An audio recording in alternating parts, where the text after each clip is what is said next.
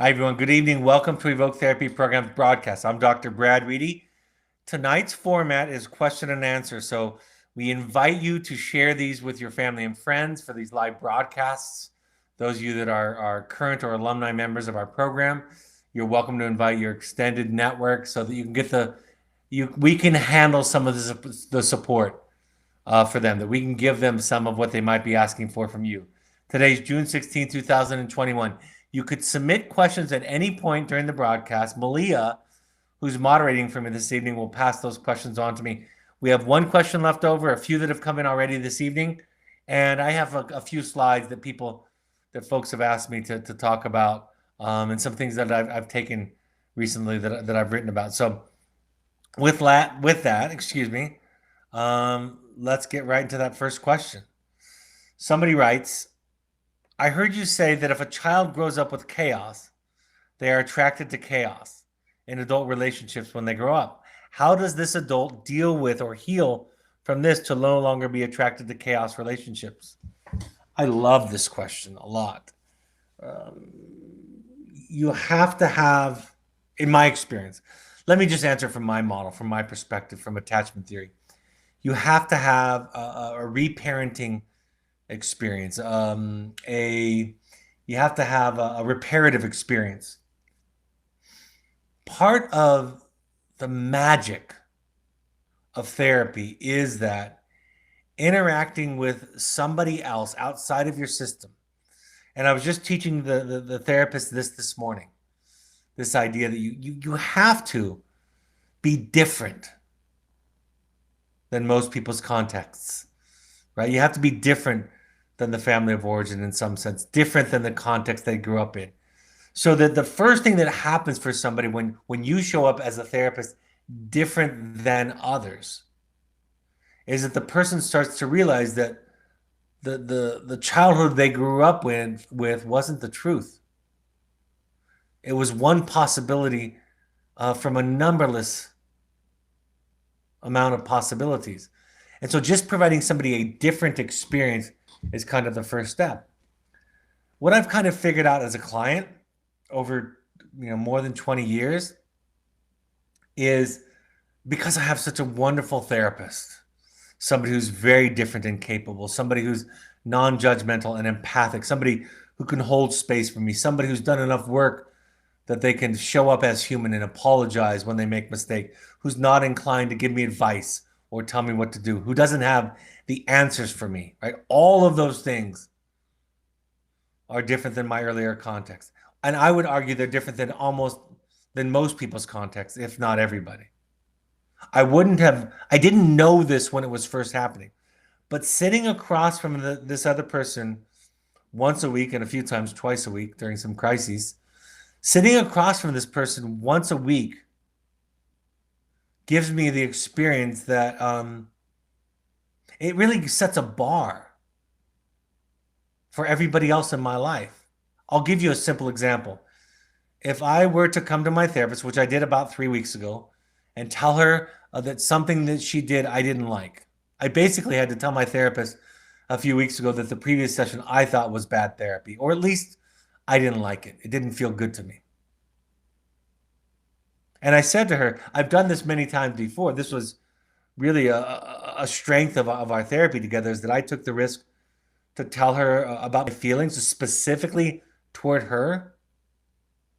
And then what happened was the magical transformation, because she reacted differently than my parents, than my spouse, than other people in my life.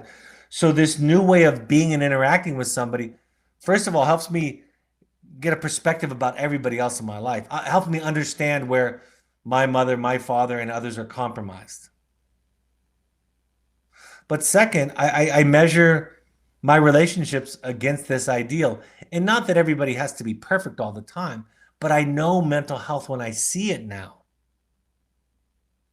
And I didn't know some of the finer brushstrokes of mental health before my experience with this therapist.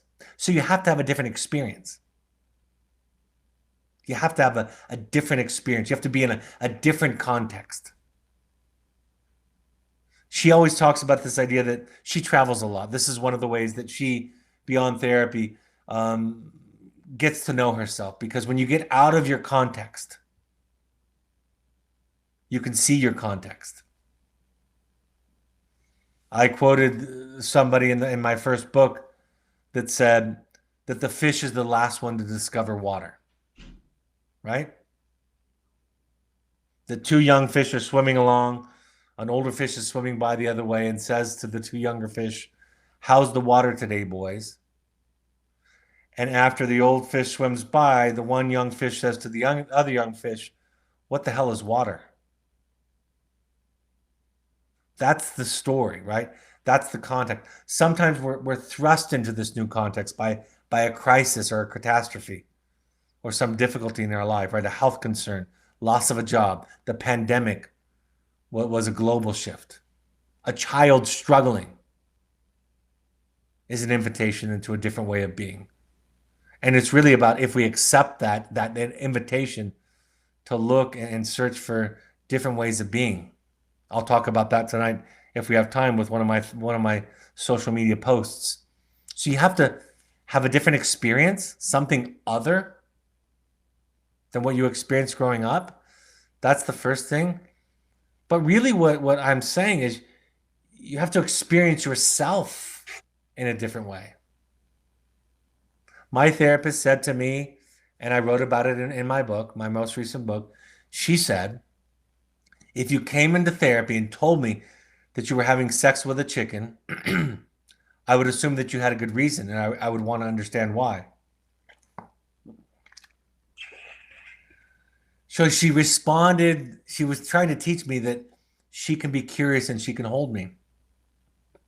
And the moment she gave me that funny, silly analogy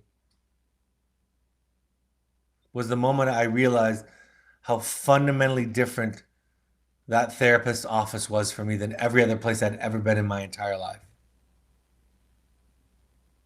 So you have a different experience, first and foremost, that allows you to see your childhood.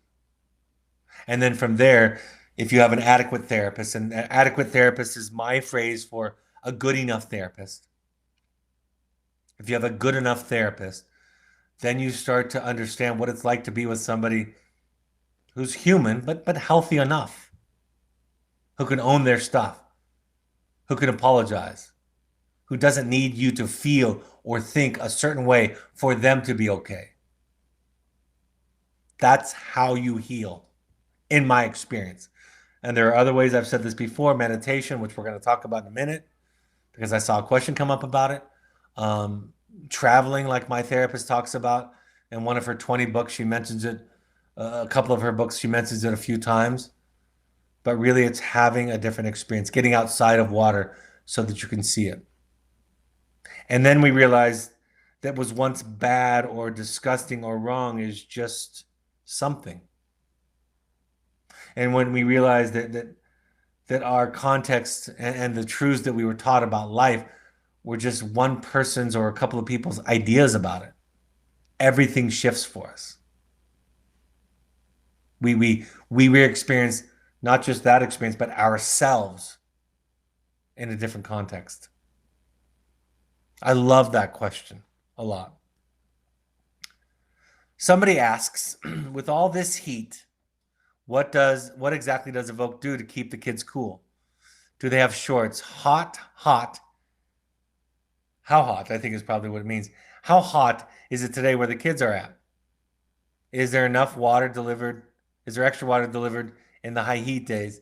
How hot is it in the shade where the kids are in Utah? So let me take all of those kind of together. First of all, they have shorts. And second of all, we don't ask for any kind of exertion during the hot part of the day. In the summertime, we will hike in the morning and in the evening. There are protocols that are as strict in summer about moving around and hiking as there are in our winter time. There are certain thresholds that we stay away from. Not only do we follow the state guidelines about you're not to hike if the temperature is outside of this range, hot and cold, but we exceed that expectation. We don't even get close to that barrier.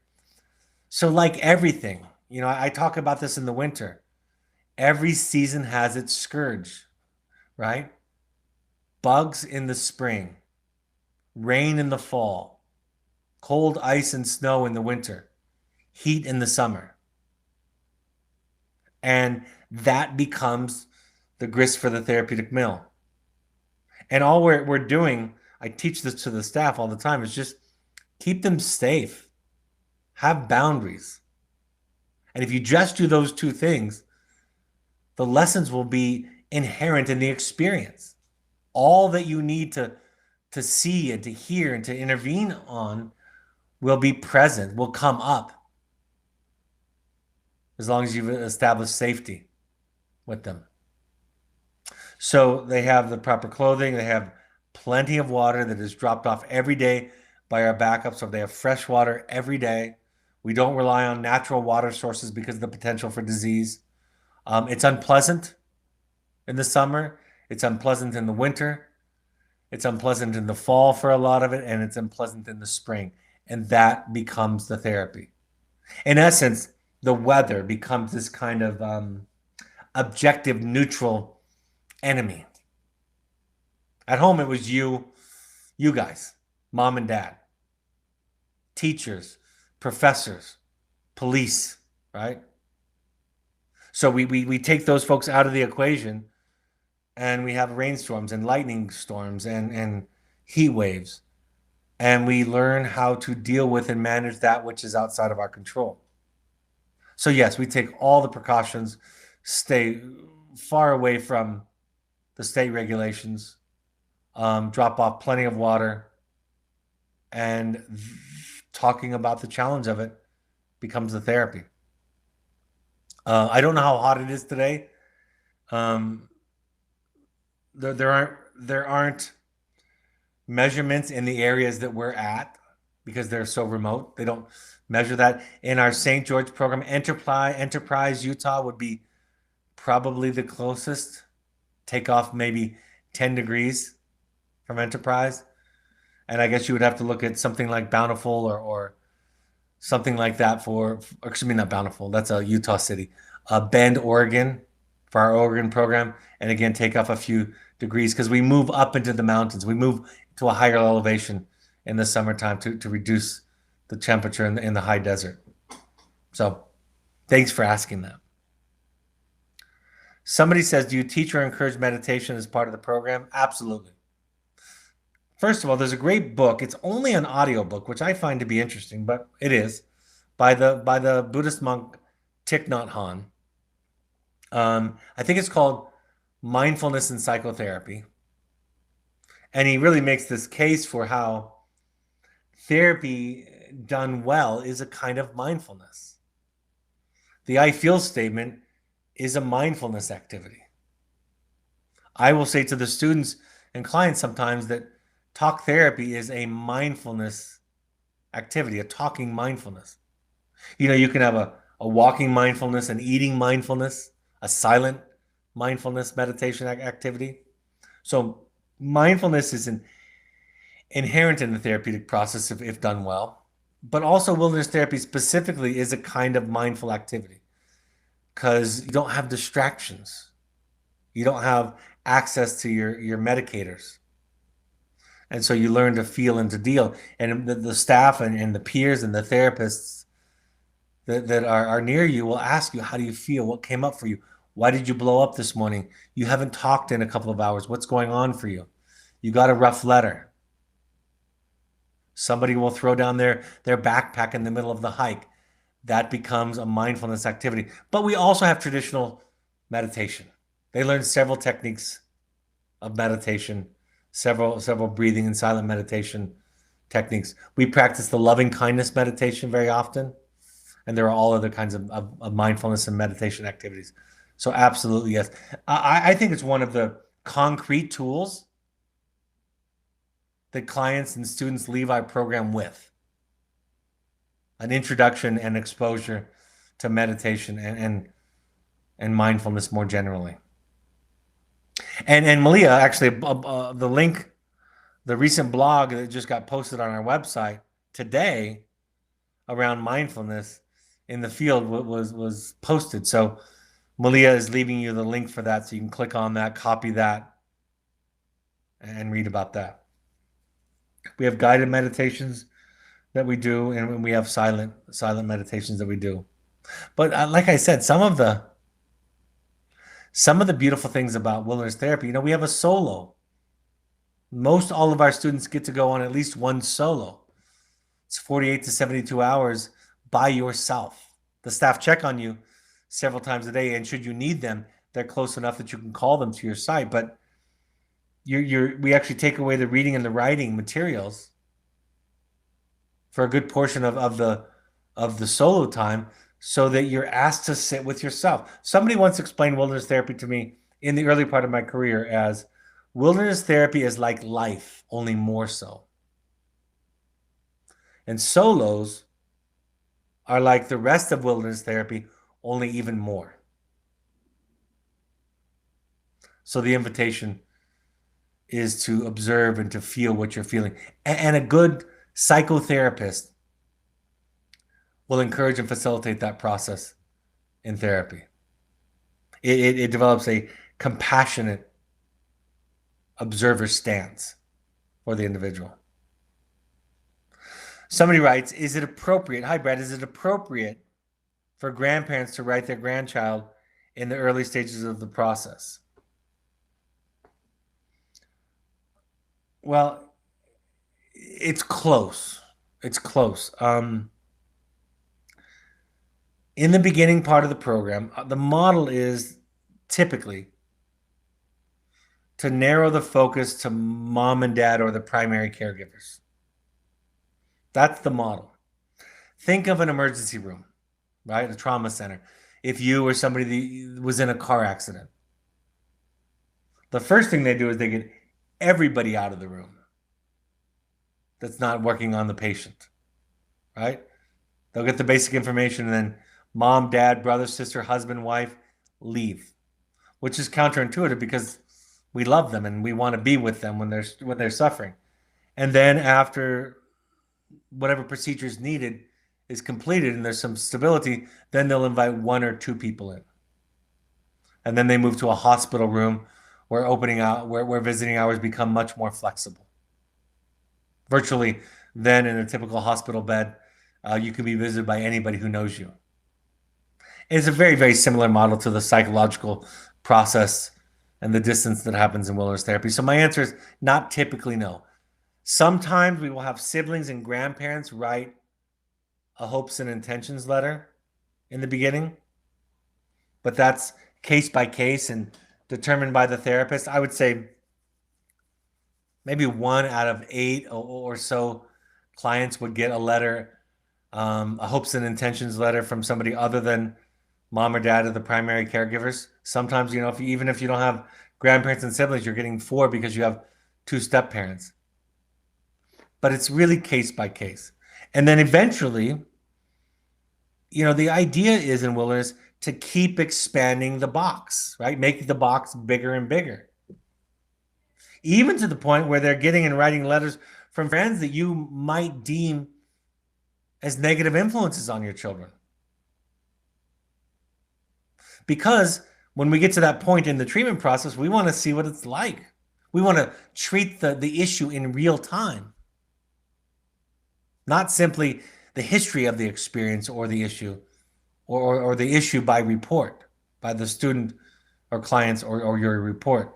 So that's the general framework, but there's no generic kind of way that we look at this and do this. Somebody says, how does Evoke treat borderline personality disorder traits?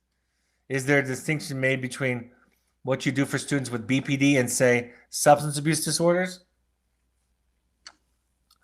I have a podcast, at least one, or a webinar. That's the same thing. We have one of each on borderline personality disorders. See, diagnostically speaking, there are diagnoses go both horizontal and vertical. The horizontal of diagnosis are all the diagnoses that you know about: substance abuse disorder, autism spectrum disorder, depression, anxiety disorder, panic disorder, right? That's the horizontal. They're in different categories.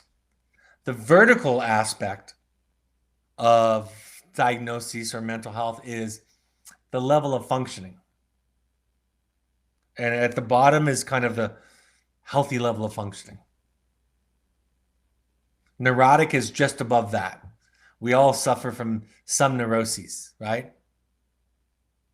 At the very extreme end is psychosis, psychotic behavior, a loss of relationship to reality, time and space, and others, right?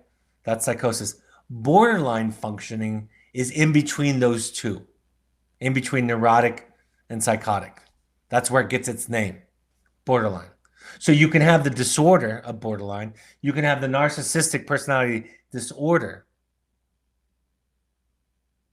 but you can also have features, borderline features and narcissistic features, which everybody listening to me has some of those.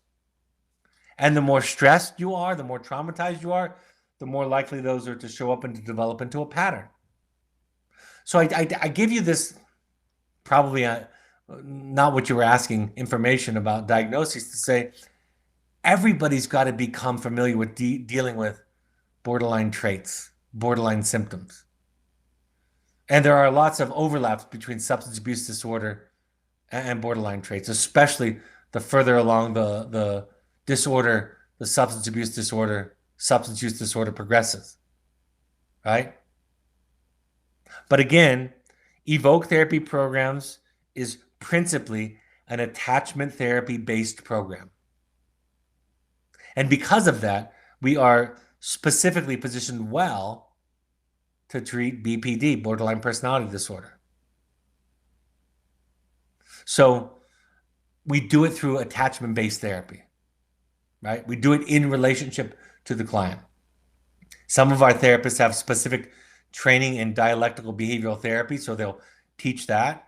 But radical acceptance is inherent in the program, which is one of the core principles of DBT, which is shown to be effective with BPD. Sorry for all the acronyms.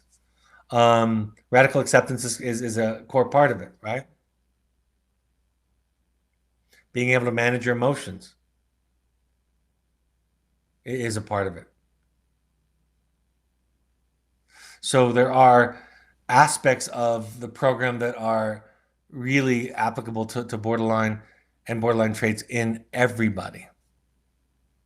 And this makes sense once I say it, but if I were to torture you, if you were to be tortured, I wouldn't do it. But if somebody were to torture you, you would probably progress from neurotic to borderline and possibly even psychotic. You know that from the movies you've seen.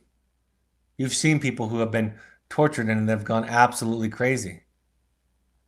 And borderline personality disorder is an established pattern, right? It's kind of a set personality set of traits that all of us can experience. Go out in the world, watch the news, listen to our politics. It is borderline, folks. All or nothing, us and them, right and wrong, black and white.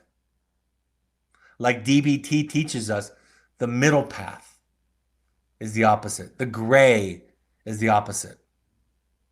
We idealize our celebrities and they fall from grace and we vilify them. This cancel culture that we hear about. This is all borderline thinking that's becoming kind of a public, manifested publicly. And the most important thing I've ever learned about treating BPD from my therapist who is specifically trained in BPD is you don't get to win. You get to choose how to lose. Because the game with a borderline personality disordered person, a person diagnosed with that, the game is you lose, end of game. So you have to work to stay yourself and authentic. And you have to do a lot of work to resist the urge to be good. I tell a story in The Audacity to Be You about a therapist that I was supervising with a young girl who was developing some pretty significant borderline traits. And the therapist kept trying to be good and solve the problem. And the client wasn't having it because it didn't work for her. And I finally interrupted and said, can I try something? And of course, everybody said yes. And I said, maybe instead of you proving that you care about her, that you love her, you just listen to the pain that she feels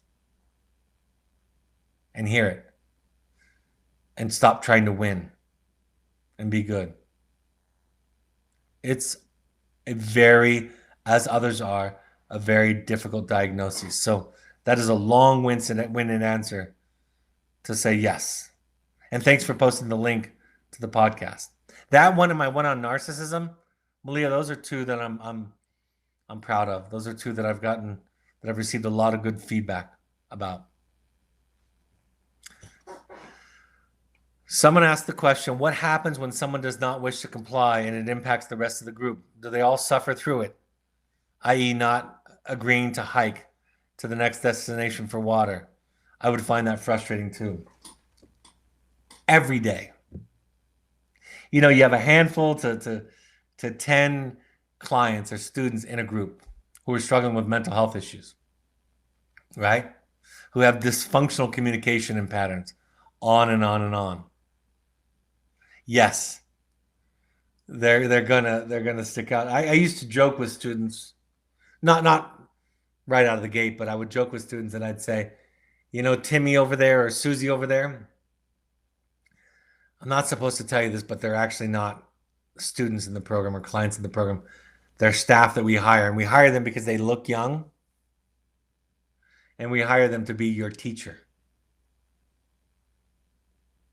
And the clients and the students will start to see what it's like to deal with somebody that they can't control from a different position.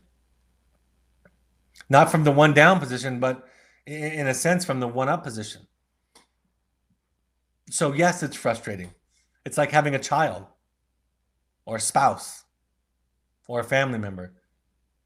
I've said to two people today that I wish that I could switch the level of difficulty that I have with my job to my family and vice versa. Doing my job is so much easier than being a father and a spouse. So much easier. It's not even close. Which is why Ram Dass said, if you think you're enlightened, go spend a week with your family. So yes, we talk, we sit, we intervene, we get creative. We let go of the power struggle. We try not to die on that hill. We try not to lose track of the war, if you will, and to let the battle eclipse it. Try not to fight the battle or win the battle, but lose the war. So, but we have time. You know, we have patience. Sometimes I say to our staff, do less. Do less. Keep them safe. Have your basic structure.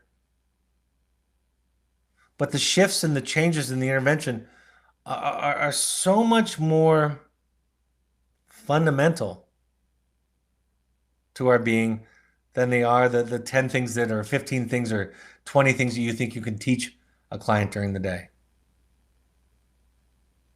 In essence, I say this a lot, you know, teach them what it's like to be a person. Today we were talking about in our staff training about apologizing to clients and how much better it is, more valuable, more instructive it is to apologize to a client where you've made a mistake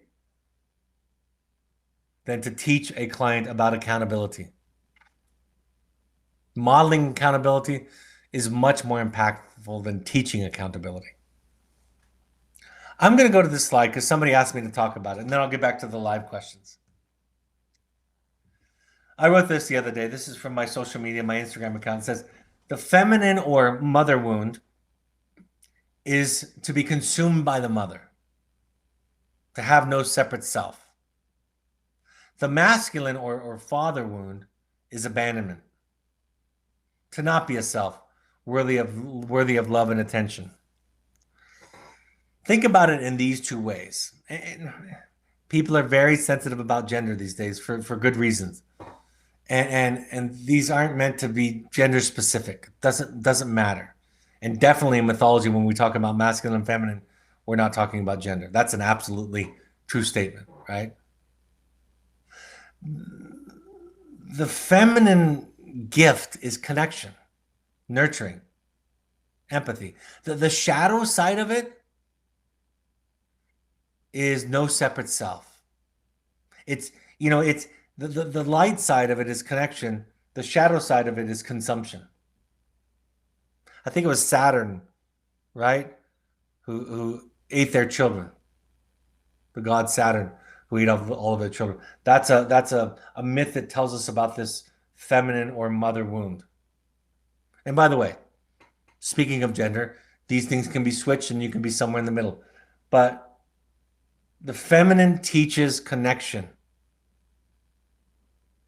And when it goes too far, or it becomes a mutation or a shadow version of itself, there's no separateness.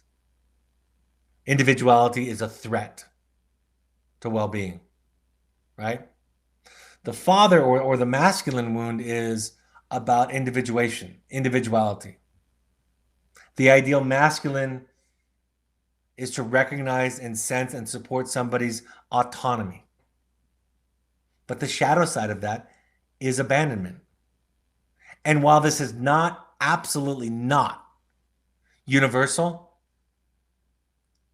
you would definitely notice, if you studied it, in our culture, American culture, Canadian culture, North American, all the cultures that I work with, the UK, Australia, all of these are English speaking, and those are the cultures that I work with, because I don't speak two languages and things get lost in translation. But the issue is, you will see, is that it's very common to have an anxious, overbearing mother and a father who's uninvolved, right? Those are very, very common complaints. If you were to read a book about eating disorders today, a clinical book about eating disorders, it would say in there, it does say in there, that typically we talk about an anxious mother, controlling, overbearing, helicopter parent, these nicknames that I don't love, and a father who's absent, not there, not present, not emotionally available. So the child who suffers from the mother wound or the feminine wound doesn't know who they are, because they're just an extension of somebody else. And the child, or I should say the part of the child, because we all would have some bits and pieces of all of this, the child who carries around the father wound or the masculine wound would feel unworthy of attention, of love and affection. And in our society, many, many more men abandon their children than women do. Even our courts reinforce or perhaps just highlight this by the fact that in a vacuum, in most states, mothers are given preference, right? So that's what that refers to. It's just thinking about ourselves, thinking about what we're made of, thinking about, one of my goals is not just to talk about sickness, but to also understand how the human being is built brick by brick. That's what Freud did, different than people that come up with theories about psychopathology. Is Freud said, not only what's pathology, but what makes up a human being? Why do we turn out the way we do, good, bad, and in the middle? Thanks for the question, or thanks for asking about that. And I see that you're on here today, so thanks for asking me to talk about that. Somebody writes, we have been taught elsewhere to validate our daughter's feelings as a way to help manage escalating emotions. We were taught to say, you are probably sad, or it'd be natural for you to feel sad, or that must make you feel sad.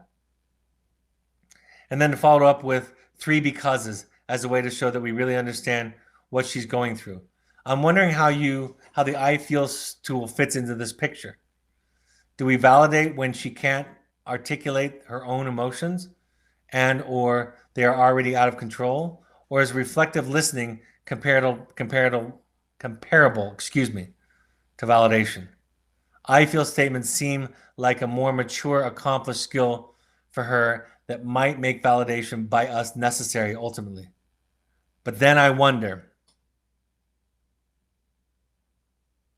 how you get a child to use I feel statements. Is it through modeling? check-ins. There's a lot there. Thank you for that. Every skill is not the thing. Every tool is not the answer. The I feel statement doesn't teach intrapsychic differentiation, interpersonal differentiation, and self-awareness. It doesn't, demonstrate it, but it can teach you. And even the skill that you've been taught around validate their feelings, then give 3 becauses. It's kind of like we're beginners. And so the coach or it's kind of like practicing the scales. I'm learning the scales on the guitar. I took up the guitar during the pandemic. And one of the things I do every week is practice the scales because everything relates to that. But I'm never going to sit in front of my family and say, hey guys, do you want to hear me play the scales? The great, phenomenal, world-renowned cellist, Pablo Casals said, or it was said of him, the day that he died, he was practicing the scales. And somebody asked him before he died, why do you practice the scales? And he said, I learn something new every day. He's a better student than you and I think. So these things are like exercises. If you can imagine like a passing drill in basketball. You practice a passing drill in basketball to understand the fundamentals, to practice and develop muscle memory. But it doesn't happen necessarily in live conversation all the time. So we've shifted from an emphasis on the I feel statement and reflective listening, which you're absolutely right. Reflective listening, I talk about it in both books, is called in other places deep listening. It's called other things. I talk about it. I think I have this. Let me see if I have this. See if I can find this resource. I don't know if I've kept it up, but I deleted it. It's the one about that I have about safe and non-safe responses. It's in the Audacity to Be You. If you want a copy of it, Malia can send it to you if you request it. I use it all the time. They're kind of higher level skills than simply parroting back or reflecting. And in the books, I talk about how reflective listening is the basic skill, and then we can move on to empathic responses, nurturing responses. So it's not that what comes out of your mouth does the trick. I talk about that in the 8 Tools chapter in the Audacity to Be You at the beginning. Tools don't fix the problem. Tools teach you. Tools are a reference point. I was just telling the staff today, do not interrupt a kid who's sharing a powerful feeling if he's not using the correct format. Let that be the exception to the rule, because that skill is far less important to any door that the client gives us to walk through, to meet them. And I said, teach the I feel statement so they learn it, but teach why it's there. Why do we start off with I feel? What's the relationship between events and our beliefs about those events? What's inside and outside of our control? What happens when we get triggered and can't hear people? Can reflective listening, can deep listening, can we practice that or replace that? So these are all skills and tools. So yes, there's fantastic, that model, that skill that you shared with the validation and the 3, it's wonderful. But also remember this. It doesn't fix the problem in the sense that if the child thinks that they're being manipulated, that you're employing these perfectly appropriate, healthy skills to try to get them to feel or be different, they can have a reaction to that. When a father came to me, I've shared this story. He came to me in a parent support group in Los Angeles years ago and said, I tried your empathic, reflective listening with my child, and it didn't work. And I said, that's a curious thing to say. What do you mean it didn't work? He said, well, she was still upset. And I said, so do you hear it yet? You were using it to try to control her, not using it. Yes, validating people's feelings tends to de-escalate. We have to be very intentional with our words when describing these things, because if we think about it as simple cause and effect, it's just weaponizing psychological tools. And believe me, I know about weaponizing psychology and tools. You should listen to some of the arguments my wife get into or have been into over the years. We're both therapists. You should listen to my 13-year-old.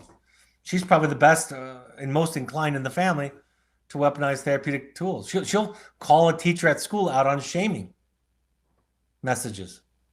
Doesn't go well for her, of course. That's really that's kind of the easy and the first step for us and gets us out of our knee-jerk response, right? Lets us at least pause. When people say to me, well, it feels so unnatural and contrived when I say it using the format, my response is good. That means it's helping you to slow down. And it's taking you out of your fight or flight part of your brain and into your prefrontal cortex where you can make rational decisions. So I hope that helps. Great question. Somebody writes, you said people aren't conscious until they reach adolescence. What do you mean by that? Well, I spoke in extremes. In adolescence, people start to, there's a big leap into consciousness. Consciousness is kind of a gradual thing. I would tell you that I don't think I really became conscious till I was around 40, 42, 43. But around adolescence, when the brain starts to develop, the adolescent brain starts to develop, they start to be aware of themselves, self-conscious, right? Self-conscious is a phrase we're all familiar with. They start to experiment with their power. They realize the power in no. No happens 3 times in human development. 2 years old, that's the terrible twos. Adolescence, that's just a pain in the ass. And midlife crisis. 3 times in our lives, when we say to the establishment, the order, the shoulds and the shouldn'ts, and the way things are, when we say, no, I want to do something different. So I was just saying that adolescence is they become more self-conscious, and part of that no is about developing a separate sense of self. Now, while I became more conscious at 14, 15, 16, 17, it was nothing compared to 40, 41, 42 years old for me. And who knows, maybe I'll have a 4th stage, although the literature suggests that it's those 3 times that we really work on differentiation and separation. Somebody writes, I'm submitting this for an intensive alumni who was unable to attend tonight. Thanks for all the work you do helping us to find ourselves. My question involves an almost 15-year-old coming home from wilderness therapeutic boarding school. When I ask him who is responsible for his life, he answers it is me, because he is a minor child and has no say where he lives or goes to school. Part of that could be literally true, but I'm trying to get him to take the perspective of managing his own strong-willed thoughts and feelings and not displacing them onto someone else. The victim role is an old familiar pattern. His internal strengths and struggles are his alone. I am doing my own intensive work. I would appreciate your comments around this process. It's not easy to rebuild trust and respect after being away from the home for over a year. I don't think anything is broken here.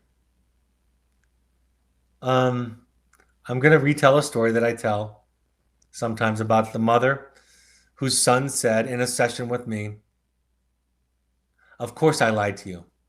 Why wouldn't I lie to you? You've judged me and you've judged my friends my entire life. I learned to lie to you when I was young, when I had friends who looked different than us. who practiced a different religion than we did, whose hair was a different length than our hair length. And so from the beginning, you told me and taught me to lie. And I waited for the mother's response. And she said, "You're right. I did do that. I'm sorry." The session dissipated, right? The anger and intensity dissipated. I was actually nervous because it was so good. I was afraid it was going to go the other direction. That's my own stuff, right? The session ended moments later, and the mother looked at me and asked a similar question that you did. She said, "How do I teach him to be accountable, to not be a victim, to realize that ultimately it's his choice whether or not he lies or not? How do I teach him accountability?" And I said to her, "You just did. You taught it more powerfully than if you had given a perfect lecture." So anything you teach, any analogies, any lectures you give, not nearly as important as doing it. So how do you model him not to become a victim? Don't be a victim. How do you model him not to blame you? Don't blame him. Take responsibility, for example, for your own feelings, your own frustration, your own anxiety. Don't dump them on him so that he's responsible for changing them. Let go of him changing completely, emotionally speaking.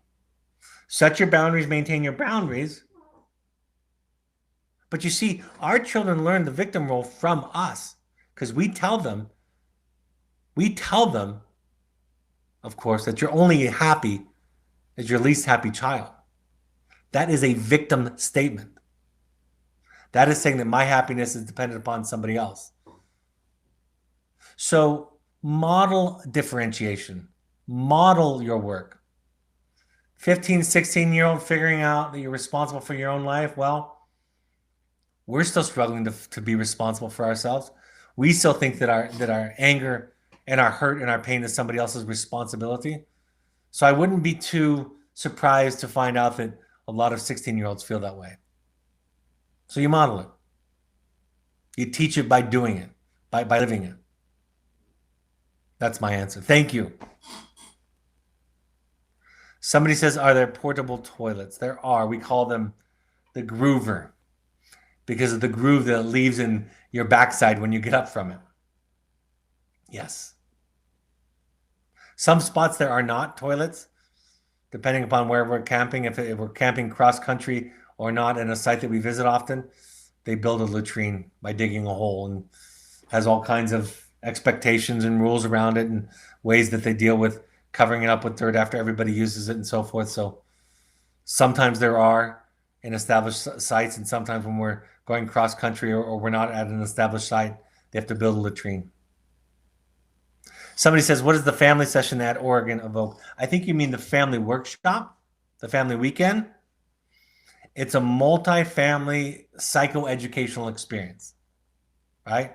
Learning and practicing in role plays, practicing communication skills, learning more theory. It's a didactic teaching psychoeducation process that's back and forth. If it's virtual, as it has been for the last year and a half, then it's online. But now we're going back to in-person again, where you come and you talk, and there might be 2 or 4 or 10 or 8 families. And oftentimes, you can match that visit up to the family weekend. You can match that up to a parent visit to the field with your child. So you can do one back to back with the other, and it can work just fantastic. Do you have a psychiatrist on staff? Dr. Kristen Brown is our psychiatric staff. She's a nurse practitioner with a PhD in psychiatry. We also have medical doctors, but she's experienced in addiction medicine and working with residential programs. So Dr. Kristen Brown is our psychiatric supervisor. She has a PhD, not an MD, in psychiatry. And she's able to prescribe medication because she also has a degree as a nurse practitioner, which they can prescribe. No extra questions. Let me click on a couple of my recent posts. I love this post. I wrote it. I was thinking about it for myself. Sometimes I realize, and I've been taught this, that being an adequate parent, being a good parent wasn't modeled for us. So we don't know what it looks like. And a fundamental aspect of being an adequate or good enough mother and father is holding space for your child, right? Being able to listen to them, being able to see them. That's built, of course, on the foundation of having a sense of self yourself and healing your own wounds. The greatest predictor of your ability to give a healthy attachment experience to your child is to do your own work. If you want a resource, Parenting from the Inside Out by Daniel Siegel and Mary Hartzell is a fantastic research that shows the evidence of what I'm talking about. But all of that's just background. This came from somebody that was very religious, that told me one time that they asked permission from their rabbi to come to our intensive, because apparently in the Orthodox Jewish community, there is I don't know if it's a rule or a commandment or a tradition that you don't talk negatively about your parents. And so how can you explore your family of origin in a therapeutic setting if you will abide by that rule? So as I was thinking about that and the idea that we don't get taught what it means to be an adequate parent, my mother is too fragile for me to tell her how I feel, to set boundaries with her. My father, who passed away last year, was also too fragile for me to show up and tell the truth about what I felt and thought. I, at times, am too fragile. I thought about this, a new perspective on the fifth commandment: honor thy father and thy mother. I have made a conscious choice. And that choice is, my children honor me when they tell the truth about their experiences, when they explore the dents and the wounds I have inflicted, and when they free themselves to live their life their way. I have chosen, and still work at it, to think of this commandment that way. I'm not particularly religious, but this commandment to me makes sense when I think about it this way. And this is the way that I interpret it. The way that my children honor me is by telling the truth, by exploring their wounds, by freeing themselves up of the intergenerational trauma that I've inflicted upon them, that was inflicted upon me, that was inflicted upon the people who inflicted it upon me. To break the cycle. That's how my children honor me. My greatest, I guess, proud moments with my children, in many ways, is when they're themselves, especially in those moments when it's particularly risky with me or other authority figures. And I'll say one last thing before I close. I have one more question. I'll take that last question. I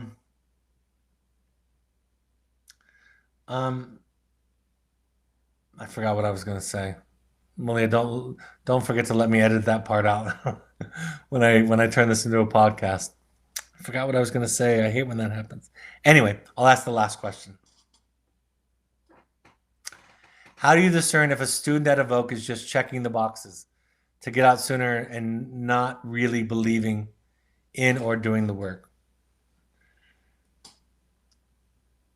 My first answer is we assume they all are. That's the first thought.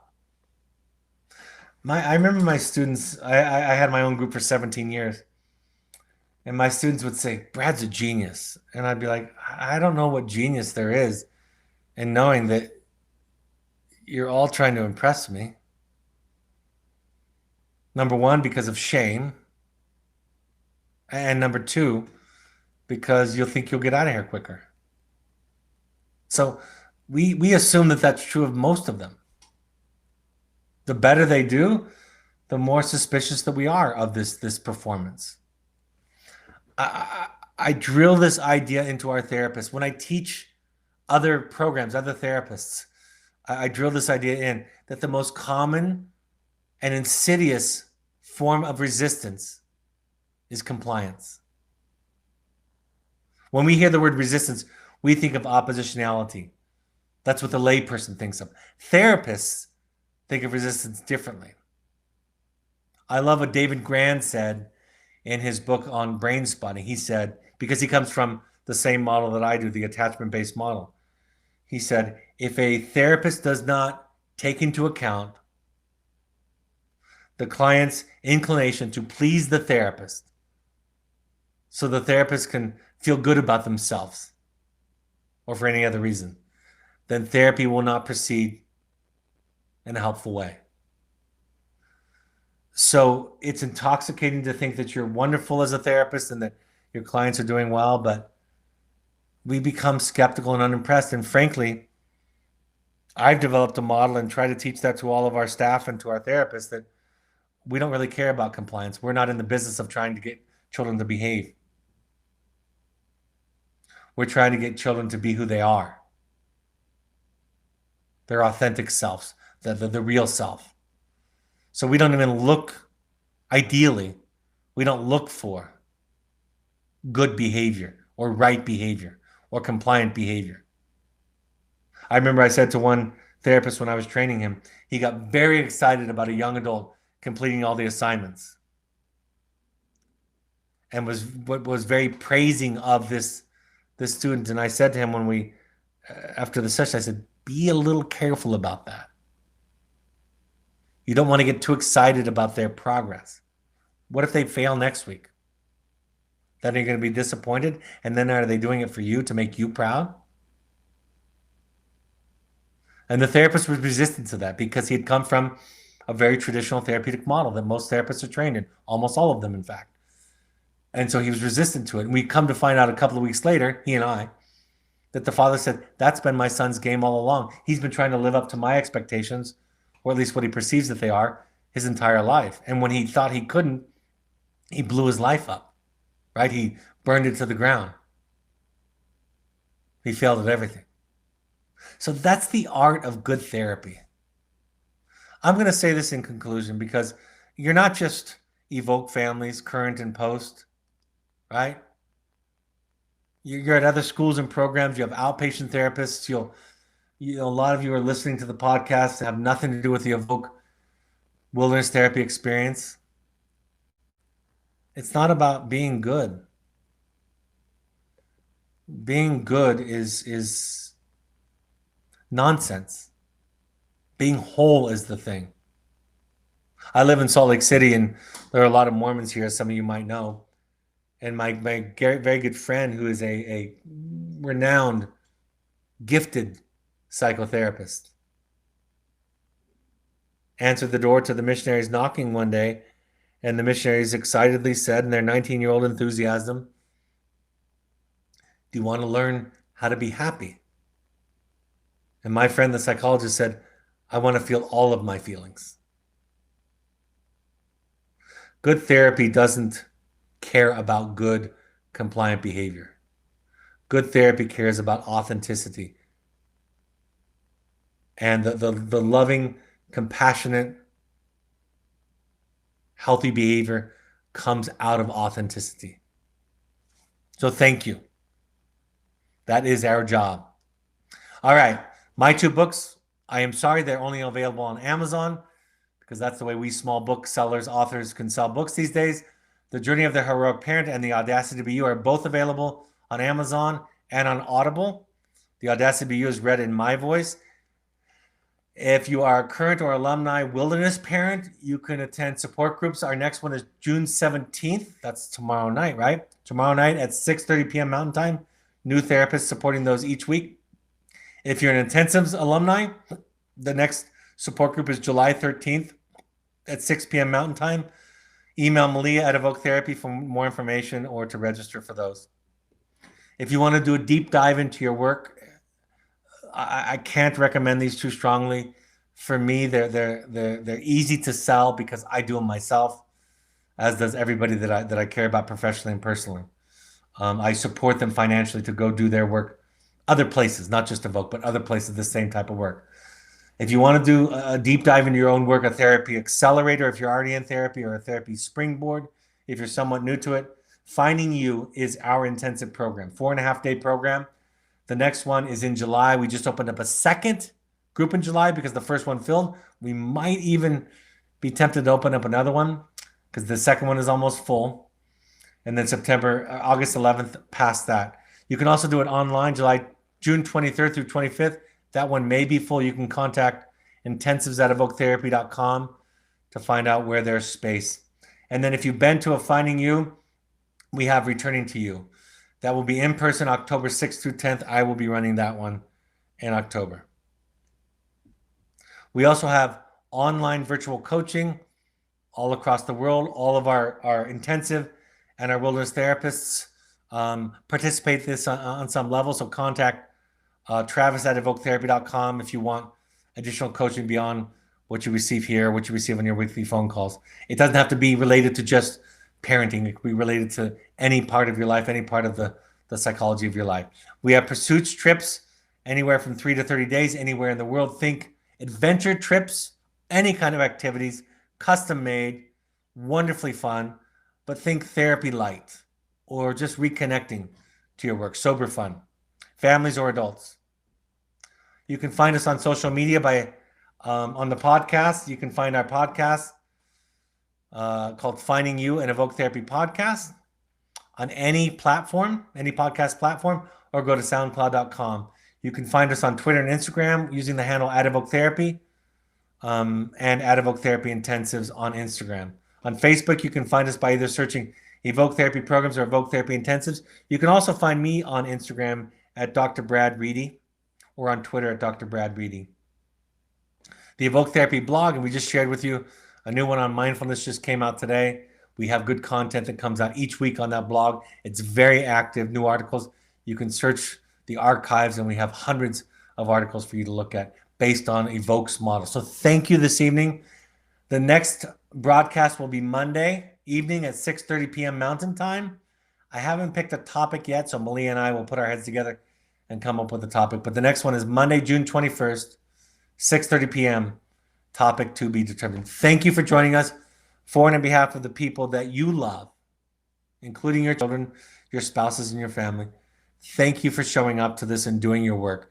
It makes a big difference when you take care of yourself. Have a great evening, and I'll talk to you next week. Bye-bye.